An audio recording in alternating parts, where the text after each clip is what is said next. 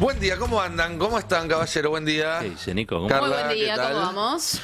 Bueno, tenemos invitados en el pase de hoy porque a ver, hay un tema que el peronismo viene advirtiendo desde hace años, diría, no solo en esta campaña, que tiene que ver con la reforma laboral y con las intenciones de la oposición en ese sentido.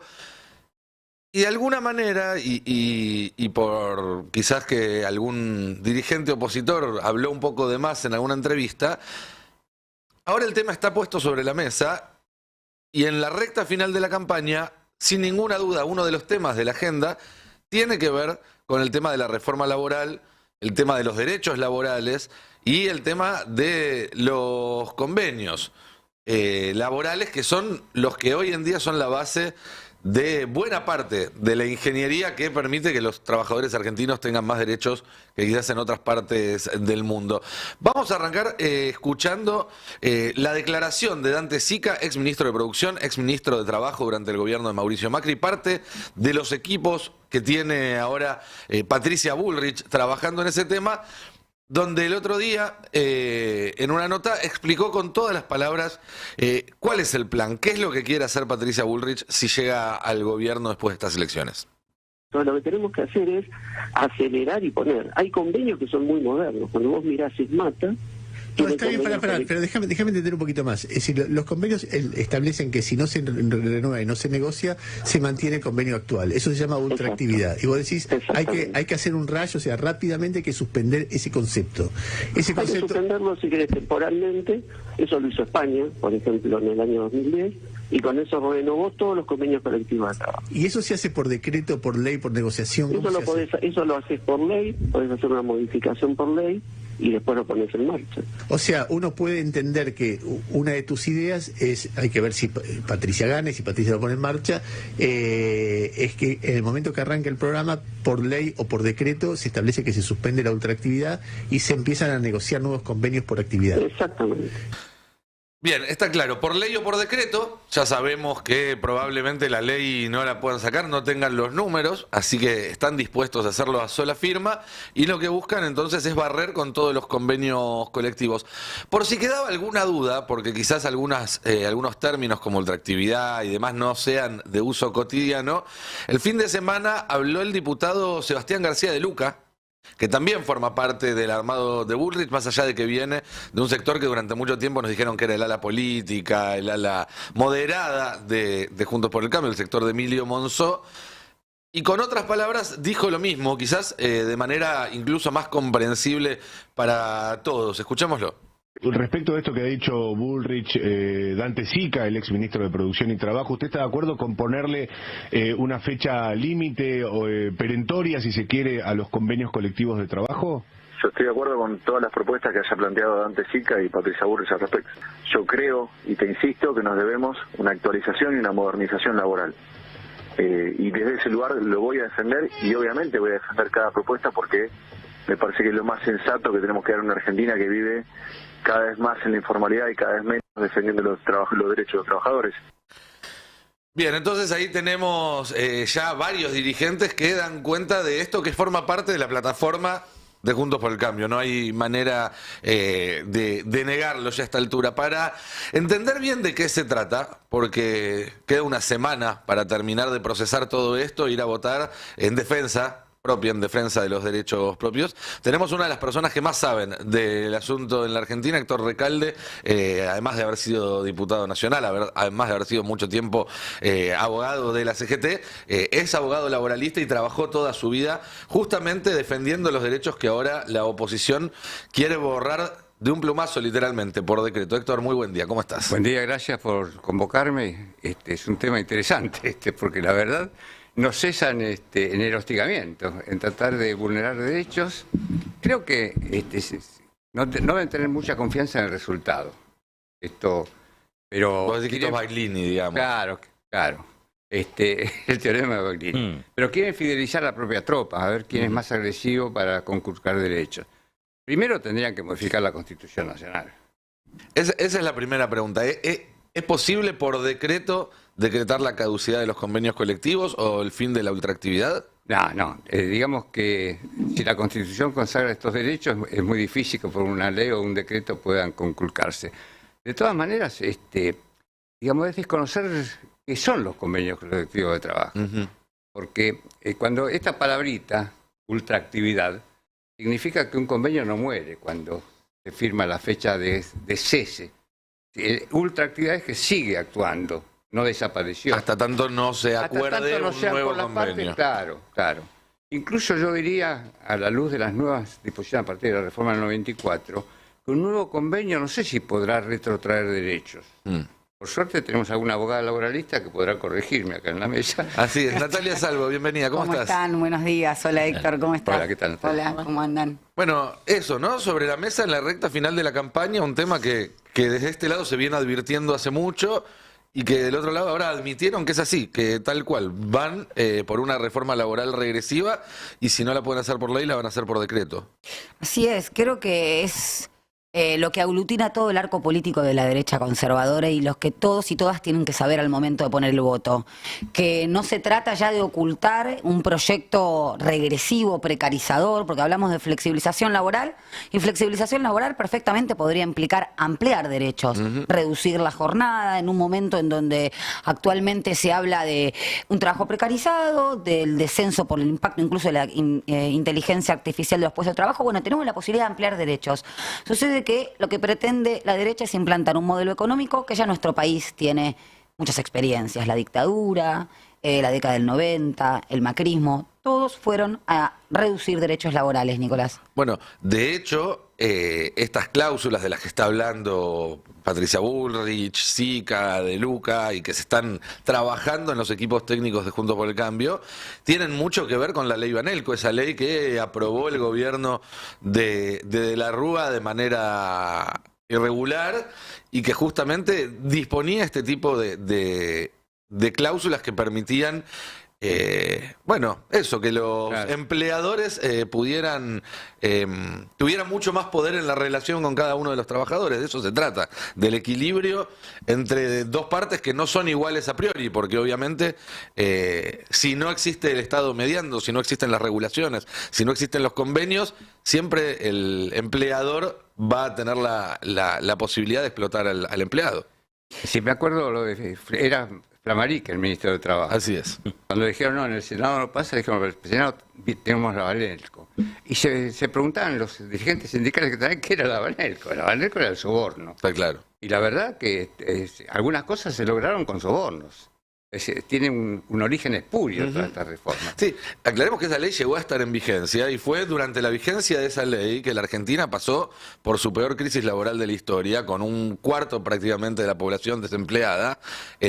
Hablamos no solamente de la crisis de fines de 2001, sino todo lo que fue la primera mitad del 2002, que fueron meses realmente trágicos para el país y que no se parecen en nada a lo que estamos viviendo ahora, por más que de la oposición quieran... Como diría Bill Clinton, para mostrar mi amplitud ideológica, yo creo que es la economía la que influye en mejorar o no mejorar las condiciones de vida de la población. Sí, claro. Los derechos laborales son ajenos. La historia argentina es la mejor demostración. ¿Qué pasó con el desempleo, con los contratos basura? Si aumentaron o bajó. Es la economía.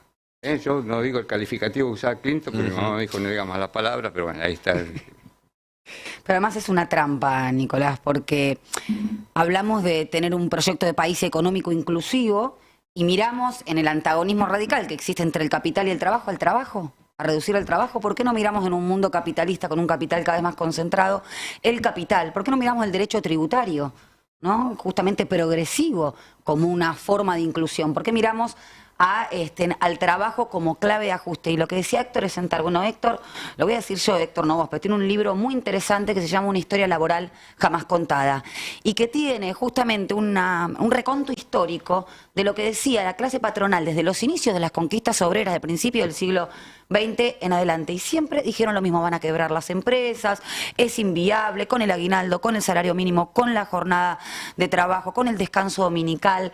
Entonces, me parece que es por ahí. La ley Banelco terminó, y también hay que decir quién la derogó, ¿eh? ¿Quién derogó la ley Banelco? Fue en marzo del año 2004, se repuso la ley anterior, y también hay que decir que siempre que hubo una distribución regresiva del ingreso, como pasó en la dictadura, por ejemplo, fue la Junta Militar la que fijaba los horarios, los salarios, perdón, los horarios también, y cayeron los beneficios de los mayores convenios colectivos. A la gente hay que decirle esto: si no tenés convenios colectivos, no solamente vas a pasar a cobrar el salario mínimo vital y móvil y no tu salario convencional, sino que todo lo que es salario indirecto, adicionales de convenio, cupo laboral trans, el otro día veía en la bancaria, todos esos beneficios van a caer. Sí, ahí es importante bajarlo un poco a tierra para que se entienda. Hoy en día prácticamente todas las actividades en la Argentina están comprendidas dentro de algún tipo de convenio laboral, desde el convenio del peón rural hasta la fintech, ¿sí? Desde lo más complejo hasta lo más sencillo.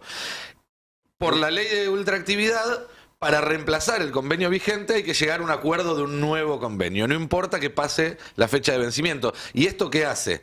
Que vos puedas, por ejemplo, ir a discutir tu sueldo tranquilo sin que el empleador te diga: mira, te voy a dar 5 puntos más, pero vos firmame que en diciembre, cuando se acabe el convenio, lo renovamos, pero bajando esta cláusula. Y esas cláusulas que... imagínate el poder de negociación que tendrían hoy los sindicatos si tuvieran que todos al mismo tiempo ir a discutir detalle por detalle. Incluyen desde tener una guardería para dejar a tu pibe, a tu piba, cuando trabajas, hasta buena parte de tu salario. Porque hoy en día el salario está comprendido por el básico de convenio, que está por arriba del básico mínimo vital y móvil, y si no estuvieran más los convenios, lo que haría la empresa en la que trabajas es empezar a tomar gente que ganaría mucho menos que vos. Exacto. Y eso en el corto y mediano plazo termina hundiendo todos los salarios, porque obviamente si tenés el que se sienta en el asiento al lado tuyo haciendo tu misma tarea, ganando lo mismo que vos, imagínate las condiciones para negociar vos un aumento después. Pero además, cuando uno mira hoy en día un recibo de sueldo, y este es un ejercicio que puede hacer cada uno de ustedes en sus casas, va a haber un montón de ítems abajo de lo que es el salario básico que van complementando y que muchas veces representan hoy un 20, un 30% de lo que recibe un trabajador en el bolsillo, y a veces más.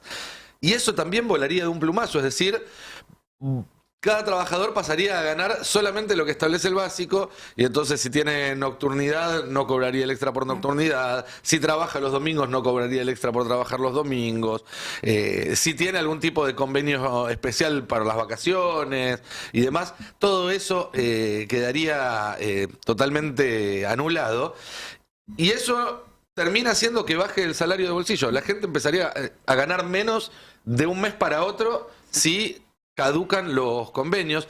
Tenemos algunos ejemplos de recibos de sueldo para verlos con ustedes y que ustedes nos expliquen. No importan los montos porque algunos son viejos, entonces quizás van a haber sueldos de 20.000, de 25.000, es porque son de hace algunos años, están tachados también los datos personales por motivos obvios, pero sirve para entender bien toda esa parte del recibo que uno muchas veces no mira. ¿Viste? Muchas veces uno te dan el recibo y vas directo a la parte de abajo a la derecha, que es donde está el total. Neto, claro. Y hay un montón de ítems que forman parte justamente de estos convenios, que son los que ahora la oposición quiere anular por decreto. A ver si podemos empezar a repasar alguno. Ahí vemos, por ejemplo, alguien que tenía un sueldo básico de 183.000, pero que a eso se le agregaban 80.000 pesos más entre bonificación por antigüedad, premio de asistencia y atención sub. Es decir, ahí hubo un gremio que negoció con la patronal que todos los meses se dé plata para que los trabajadores carguen la sube y puedan ir y volver del trabajo. Sí, lo que no veo en el recibo es la participación en las ganancias que establece la Constitución. Eso todavía no está. No está. ¿Qué ha pasado? Esa es una reforma laboral interesante. Es una cláusula programática, Héctor, ¿viste? Como nos dicen? Tiene que haber intervención. Sí. Para eso sí tiene que haber intervención. Yo soy, cuando escucho hablar de reforma laboral, tiemblo. Pero yo soy reformista. Nosotros tenemos una jornada de trabajo que tiene casi 100 años. Es decir, 8 horas diarias o 48 semanales. Cuando era diputado, propuse con mucha timidez, para empezar, bajar de 48 a 45. Nada, porque muchas compañeras y compañeros trabajan eso, 9 horas por día durante 5 días por semana. Y no lo logré. Hay un poder silente Yo hablo del golpe blando en la Argentina. Los sectores económicos dominantes quieren que nada funcione. Y por supuesto que no funcionen los convenios colectivos de trabajo. Pero si uno está probado científicamente, además esto para hablarle con el corazón y con el bolsillo a los empresarios, está probado científicamente y empíricamente que la reducción de la jornada tiene dos efectos. Aumenta la productividad y por el corazón y el bolsillo disminuye los accidentes de trabajo, que también disminuye el costo. Entonces, ¿por qué no hacemos una reforma laboral en este sentido? Pero la verdad me gustaría algún día develar el misterio. Esto es para Sherlock Holmes, más o menos. ¿Por qué no conseguimos esto? Tan tímidamente lo digo, ¿no? A ver, veamos algún otro recibo de sueldo para entender cómo te toca el bolsillo lo que propone Patricia Bullrich, lo que propone la oposición. Ahí vemos un básico de 62.000 y en tradicionales hay 7.000 por un lado, 22.000, 11.000, 33, 40, 44. O sea, casi la mitad del sueldo se explica por el convenio colectivo, por negociaciones que no están comprendidas en la ley. Por eso es importante. Aparte, fíjate, los adicionales casi siempre son por presentismo, por puntualidad, por antigüedad. Viáticos. Por antigüedad. Fíjate que lo que intenta hacer justamente ahora la derecha o a través de los monopolios concentrados y demás es tomar trabajadores, más pibes, más pibas, sacar a trabajadores más calificados o con más edad, porque la verdad que está absolutamente mercantilizado. ¿Y para qué? Para segmentar antigüedad. O hacen intermediaciones fraudulentas con otras empresas también para segmentar antigüedad. Utilizan el periodo de prueba de manera fraudulenta. Bueno, llegamos a los 2 meses y 20 días y te despedimos y tomamos otro trabajador para el mismo puesto. Eso está prohibido, pero déjame ponerte un ejemplo, Nicolás, para que la gente, como decís vos, es muy importante que se baje a tierra. Lo que intenta hacer el derecho del trabajo es reconocer que hay una desigualdad preexistente. No se trata de una desigualdad subjetiva. A veces el laburante te dice, pero yo lo entiendo, por supuesto que lo comprendes. ¿Y qué te hace aceptarlo? Que tenés un estado de necesidad. Pasa con los alquileres hoy en día. Negociar sabiendo que ese contrato va a caer y que vos te quedás en la calle. ¿Es lo mismo que negociar sabiendo que igual te vas a quedar y podés acumular derechos? No, eso claro. Es un ejemplo claro. Se trata de la pericia en la negociación, se trata de un estado de necesidad y para eso es imprescindible que esa negociación sea colectiva. Por eso le pegan a los sindicatos. Hay algo más, además, que ya no debe sorprendernos de Juntos por el Cambio, pero es que diagnostican un problema y proponen una solución que va exactamente en el sentido contrario. Porque si hay algo que unifica a todas las candidaturas de Juntos por el Cambio este año, es la demonización del conflicto social y prometer una reducción del conflicto social. ¿Ustedes se imaginan lo que sería la calle si todos los sindicatos tuvieran que salir al mismo tiempo a negociar sus convenios? Si tuvieran que salir todos los sindicatos al mismo tiempo, en principio a protestar para que no suceda. Porque además este sería algo que pondría en pie de guerra incluso aquellos dirigentes de la CGT que no se levantan del sillón desde hace 20 años. Pero además, si pudieran aplicarlo después, cada convenio tendría que salir a discutir a cara de perro, cada sindicato tendría que salir a discutir a cara de perro su convenio. Eso generaría una conflictividad social acuciante. Sí, digamos la diversificación temporal de los convenios ayuda a que no haya... Nosotros vivimos en la inflación, es un mal endémico en la Argentina, pero esto lo agravaría. Unificar a todos al mismo tiempo, evidentemente, sería una estampida en los precios, ¿no? A mí hay un ítem que normalmente se da que yo estoy en contra, que es el presentismo. Porque el presentismo hace que un trabajador que no está en condiciones, porque se enfermó o por lo que sea, vaya a laburar, porque si no pierde el premio. Después los otros adicionales, por antigüedad... Productividad, sí. Más o menos. Digamos. Digamos que sí, todo eso tendría que estar incorporado al básico, en realidad. Pero además, para ideal. Los empresarios, un buen poder adquisitivo del salario del trabajador.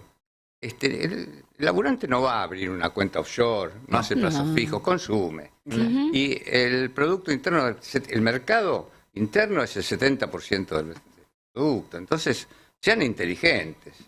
Sí, incluso el trabajador, con la reducción de la jornada, va a brindar mayor productividad. Sí.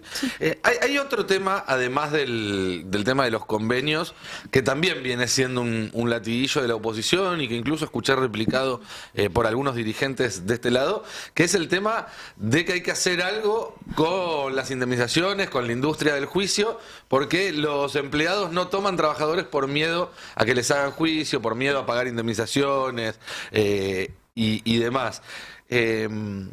Yo cuando dicen eso digo, mírame a los ojos, por favor, porque me estás engañando. Quieren que yo compre en el almacén con el manual del almacenero, ¿no? Eso no. Pero aparte, ¿sabés qué me llama la atención? A Héctor Recalde, le digo con todo el afecto, Mauricio Macri lo llamó mafioso. Sí, claro. No, Y líder habla- de la mafia, ¿no? Líder, bueno, no sí, me te digas estoy eso. sacando, No lo te estoy rebajes, sacando no. de cosas Algo de lo que Macri Dejá, sabe, por favor. Ser líder de algo es importante, aunque sea de la mafia. Es verdad, que dijo jefe, eso no es menor. Pero Justo Macri le dijo. Y la verdad que lo voy a decir yo porque creo que si hay un baluarte en este país de defensa de los derechos de los laburantes es Héctor Recalde.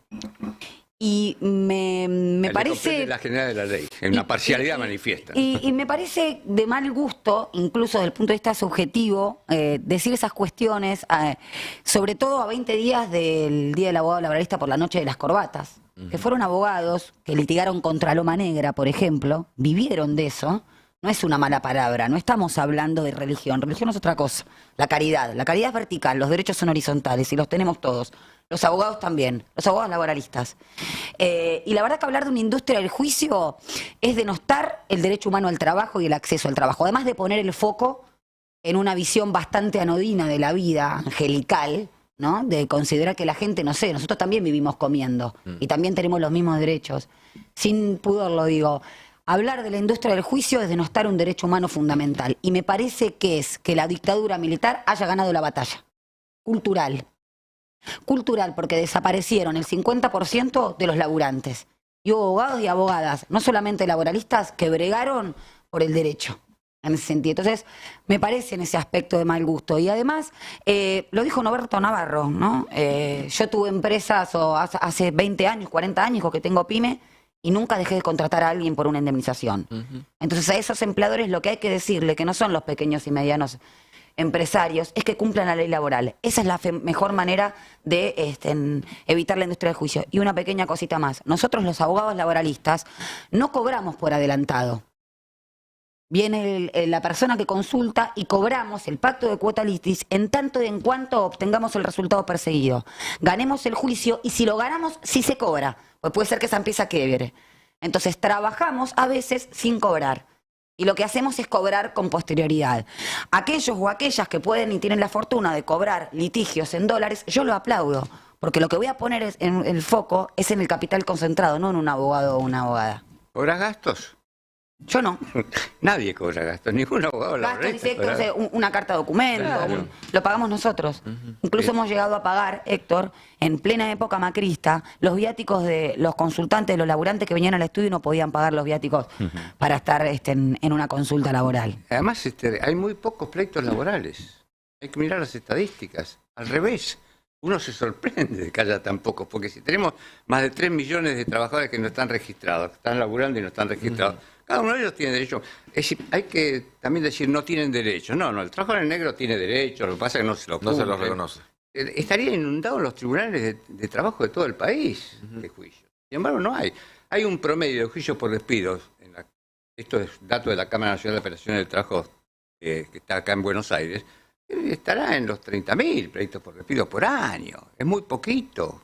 Muy poquito, la verdad que por eso digo, si hay una industria del juicio, quebró. Y yo creo que es muy importante discutir ideas, no personas. Soy el día que más, yo discuto ideas. La verdad que las particularidades subjetivas son para las relaciones afectivas. La representación política es un poquito más compleja. No tiene que ver. Yo a mi abuela la quiero muchísimo, pero no la elegiría como presidente. Entonces me parece que tenemos que ir por ahí. Las ideas de reducción de la indemnización, las ART para los trabajos, el Estatuto de la Construcción que propone un despido financiado, lo que hace es incluso castigar al empleador cumplidor. Eso lo dice Héctor siempre. Ahora, las RT que está citando Esas son las Natalia. ideas, perdón, pero esas son las ideas de la dictadura. Yo no estoy diciendo que nadie es la dictadura en sí mismo, sino que no levantemos las ideas que instituyó la dictadura para la obra pública, por ejemplo, en 1980 el Estatuto de la Construcción. Todavía hay una veintena de leyes laborales de la dictadura cívico-militar.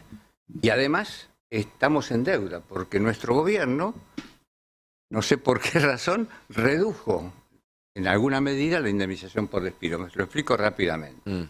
Cuando la tarifa era medio mes de sueldo por año de servicio, la mínima era un sueldo. Sí. Llegó el general Perón, duplicó y es lo que conocemos, un mes de sueldo por año de servicio, y la mínima siempre fue el doble, 2 meses. 2 meses.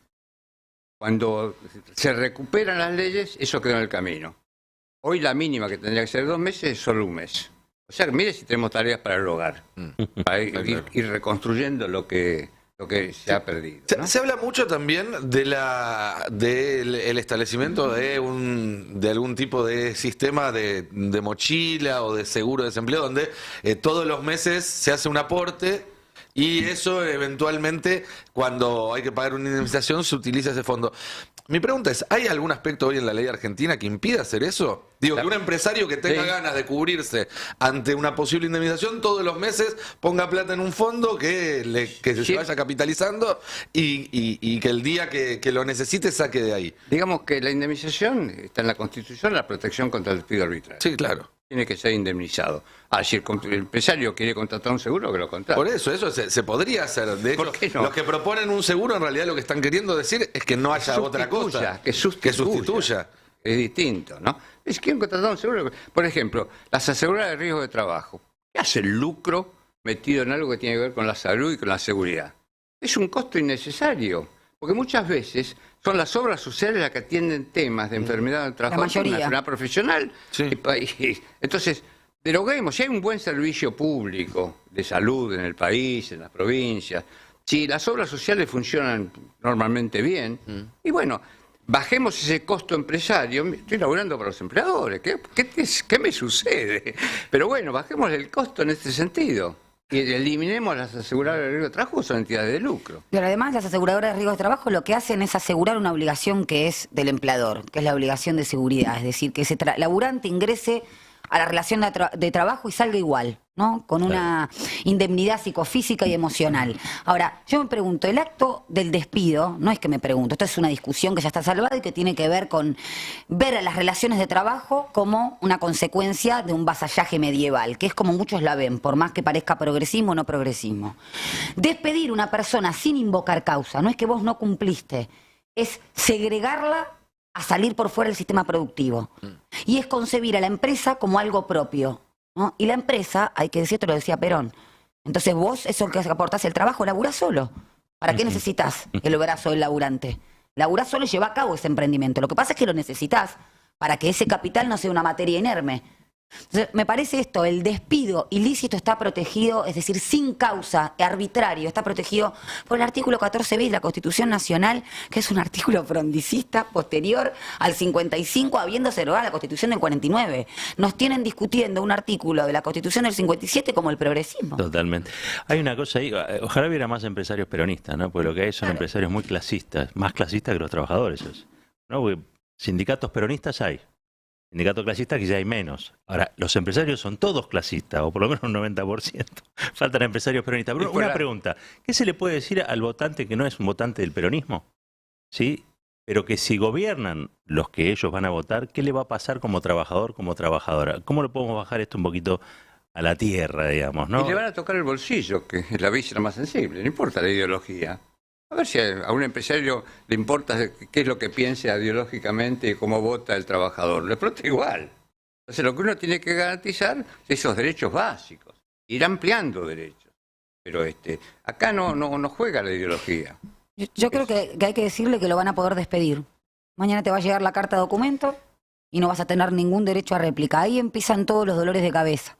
Sí, lo llamativo de eso es que ya hicieron campaña con el quite de las indemnizaciones en 2021 y mal no le fue en la elección legislativa. Está bien, no es que ganaron votos, porque Cambiemos no ganó votos, no incrementó su caudal. Ahora, el peronismo no logró mantener la base que tuvo en el 2019 y los perdió votos, 4 millones, pues se quedaron en la casa, ¿no? Ellos no fueron en contra. No, se quedaron en la casa. Fue un castigo en realidad. Yo creo que es la gran deuda. Castigo, entonces es muy necesario que vayan a votar, más bien, porque si no terminan ganando. Pero además hay como una especie de, no sé si llamarlo amenaza, pero sí advertencia. El otro día habló Caputo y planteó cuál era el programa económico de Patricia Bullrich y él decía algo así como, bueno, tenemos la reforma laboral y yo creo que los sindicatos, la mayoría, van a entender que nosotros tenemos los números en el Congreso para pasar el proyecto. ¿Por qué? Porque están pensando que van a hacer una buena elección, que el peronismo no va a ser una buena elección,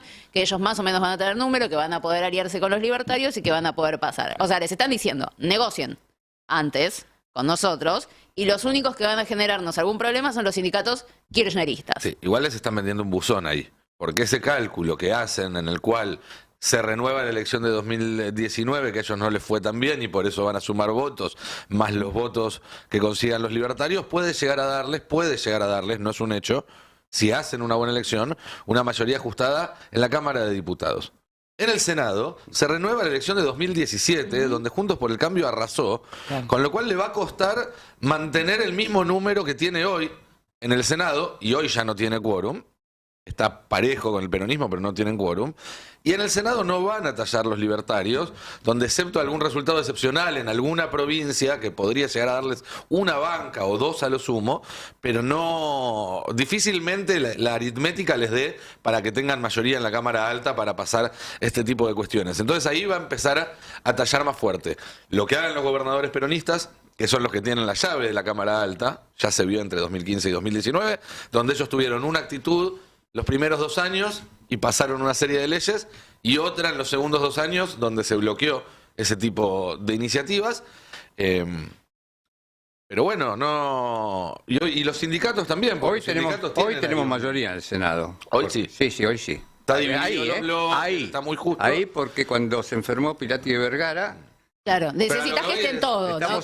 estamos a uno. Que ninguno pierda el subte. Ahora, por suerte, ya está bien, no tiene problemas familiares, hablé con ella, está todo perfecto. Pero a lo que voy es, si el día después de las PASO, si hubiera un buen resultado para la oposición, que eso es algo que todavía está por verse, y empiezan a llamar por teléfono a los sindicatos diciéndoles firma ahora, te conviene firmar ahora y no después que te sacamos todo por ley, bueno, no, hagan bien los números porque lo más probable es que no estén los números en el Congreso para que el próximo gobierno, del color que sea, pueda hacer avanzar todo lo que quiera sin negociar. Eso es una realidad. Nos vamos hacia un país donde el que llegue al poder va a tener que o construir consensos, como decía Cristina, cuando no hay hegemonía hay que construir consensos, o negociar de otra forma, como hizo De la Rúa. ¿No? Volvemos otra vez a lo mismo. No tenían los votos para la reforma laboral que hicieron, sobornaron senadores. Exacto. Yo no digo, ya pasó y no hace tanto, no es que esté queriendo tirarme una sospecha sobre nadie en particular. Habrá que ver qué pasa. A partir del lunes tendremos un escenario seguro mucho más digamos que el soborno claro. No es ajeno a la legislación laboral. No. Así que Canasta es un ejemplo. Claro, ahí hay otro ejemplo. No lo cito para no ser lo que sucedió, porque quizás muchos no quiero ser autorreferencial, pero yo me perdí $20 millones. No es poco. No, quisieron sobornar para que nosotros tenemos un proyecto, pero lo insólito de eso fue el nivel de información que tienen. Me puedo equivocar en un día o dos, pero supongamos que el día 17 de marzo yo presento el proyecto de los tickets. Hasta el día siguiente me estaban pidiendo una reunión. Y yo, como olía que podía haber algo extraño, le dije que sí, porque yo lo decía a todo el mundo, pero con el secretario de la comisión, con los asesores y con mucha gente para que no pudieran. Y el proyecto era para derogar, que no se pudiera se convierta en salario. Claro, porque era una forma de un pago en negro. Sí. Esa era otra cosa que sucedía durante la crisis de 2001 y no pasa ahora, para los que les encanta decir que estamos igual o peor. Te pagaban literalmente con papelitos. Con papelitos que vos podías cambiar en algunos. Además, como en la forestal. Lo canjeaban por menor valor para tener efectivo los trabajadores. Sí, y fíjate algo. Digo, puede ser anecdótico, pero vos decís que, o recordás que en ese momento quisieron sobornarte con $20 millones de dólares. Pero, imagínate el tamaño del negocio que había montado alrededor de eso. Para que le ofrezcan para que le ofrezcan 20 palos. 2.000 debe ser. Era inmenso. Pero fíjate vos, esto también es un buen ejemplo para terminar con la impunidad. Porque nosotros hicimos la prueba del soborno. Si instalamos cámaras. Instalamos cámaras ocultas, etcétera, etcétera, hasta que, por si acaso se iban de las oficinas del estudio, Mariano, que era Mariano Recalde, ¿sí? Le pusimos un corbatero acá para filmar. Dice Mariano que cuando estaba grabando el intento de soborno, dice, se dio cuenta que lo que estaba focalizado era el pecho del interlocutor, pero no la cara. Entonces se respaldó en la silla para levantar la cámara y que se pueda grabar. Para encuadrar. Y hubo una condena. Hubo una condena. Hay un tipo que está prófugo todavía. Santiago Lynch está prófugo, pero una condena de 3 años de prisión. O sea, se pueden hacer cosas. Lo de profugarse tampoco lo inventó Macri en el 2015, No, Pepín puede dar cuenta de esa. Pero Y sigue. se hablan de las puertas giratorias para la delincuencia, ¿no? Ya que vamos a hablar de un tema que es ríspido incluso para el espacio nacional y Entran y popular salen, como la sí. seguridad. ¿Qué pasa entonces con los delitos que tienen que ver con lo financiero, con la malversación o la administración pública? ¿Esos delitos no hay puerta giratoria? Y guante blanco. Creo que directamente no hay puerta, No hay entran puerta. nunca. Eso es No otra tienen cosa. que salir porque no entran. No hay puerta. No entran. No, Hay- sí, son los delitos de guante blanco, ¿no? Hay algo que yo sí quiero destacar. Él habla de 20 millones de dólares. Bueno, perdiste 20 millones de dólares, pero ganaste ser Digo, jefe de la mafia. digo, Pará, no. te ganaste una jefatura, no es poco. Estás optimista, Es un montón. caballero, muy bien. Se no, cotiza bien, ¿eh? Se cotiza bien. Es un montón, La Héctor. jefatura. Quiero decir que él fue un histórico, abogado laboralista de CGT, lo conocen. Y el otro día, yo alguna vez se lo escuché a él, vi un documental muy interesante que habla sobre movimientos gremiales, reacciones, paros durante la época de la dictadura. ¿Cuál? Entonces, Roberto. no me acuerdo el nombre, es de Blaustein, de Coco Blaustein. Se va a acabar, se llama, se va a acabar. Y entrevistan a viejos luchadores sindicales, ¿no? Y van a buscar las casas de los luchadores sindicales. Pues los van a buscar a las casas, dónde están y qué sé yo. Y son casas tipo chorizo, ¿viste? PH, Sí. casitas en las barriadas populares, tipo que fueron Un recontra largo poderosos. pasillo al fondo. Ahí Tipo que vivía- fueran recontra Yo poderosos. vivía en uno de esos. Exacto. Loza, el de Portuario. Loza, claro, Unos claro. tipos que paraban, cuando paraban miles de personas. Digo, ¿no? Además, digamos que la primera reacción popular contra la dictadura fueron los trabajadores. Sí. Ujú. Lo primero que hace el gobierno fue hacer caducar todas las fichas de afiliación a los sindicatos. O sea, en medio de las persecuciones, el terror, los secuestros, las desapariciones, los trabajadores y las trabajadoras tenían que tener una actitud activa para ir al sindicato a reafiliarse. El Sí. decreto Y no por un formulario 385 del año ¿No? Te 77. afiliabas ahí en una mesa. 387. Entonces, el padrón posterior fue mayor al anterior. Increíble. Por eso se lo llamó el decreto plebiscito.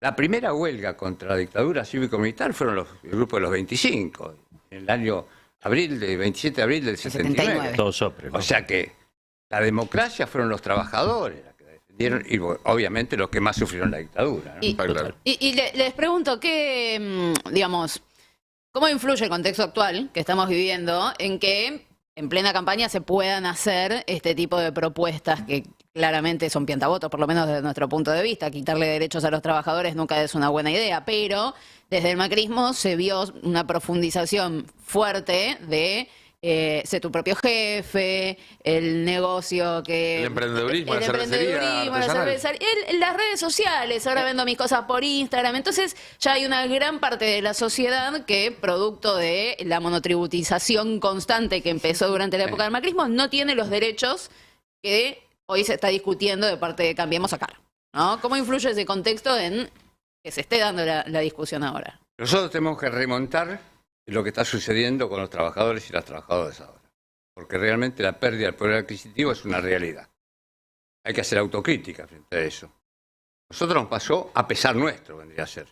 Pues la idea es que eso se reconstruya. Ahora están hablando de una suma fija por fuerte. Hace rato lo había planteado Cristina. Uno viene insistiendo en un pago. Bueno, parece que va a haber una suma fija, por lo menos para los sectores más rezagados.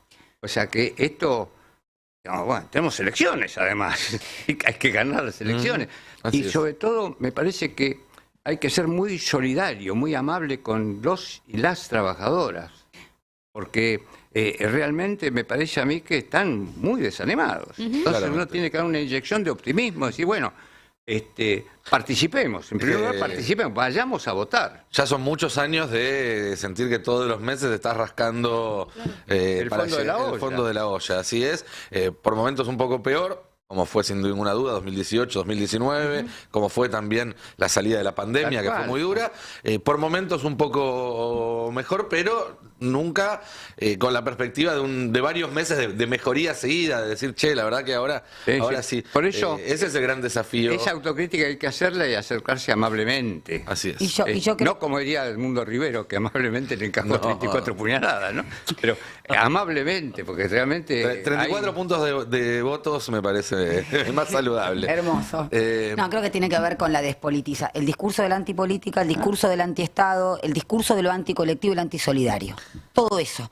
Vos solo vas a poder, es romper con la idea de que vos no te realizás en una comunidad. El discurso neoliberal. Claro. El individualismo. Vos podés solo, vos sos un meritócrata, sos un emprendedor, y a esos laburantes obviamente lo que hay que hacer es volver a identificarlos a través de un shock, obviamente un shock, una inyección de salario, Sí. con obviamente esa identidad de clase, ¿no? Sí, Hay una tal ley muy buena, que es la ley de teletrabajo. Pero yo critiqué mucho al artículo primero, que habla del consentimiento del trabajador. Eso de hablar del consentimiento del trabajador es ignorar el ADN del derecho del trabajo. El consentimiento tiene que estar acompañado por el rol del Estado y el sindicato. Si no, no hay consentimiento, no, tiene hay que haber paridad. Lo que individuales, decía porque Natalia. si no, No el son dos trabajador iguales que están siempre discutiendo. en Por eso desventaja. el sindicalismo trata de empatar un poco Así es. la representación colectiva, ¿no? Héctor, Natalia, muchísimas gracias. Pero no me van a despedir, ¿no? No, de ninguna manera. ¿Querés quedarte hasta las 12? Hay Te necesitamos indemnización. para No, el no. programa. Claro. Decimos hasta pronto, hasta pronto. Un país unido por la radio.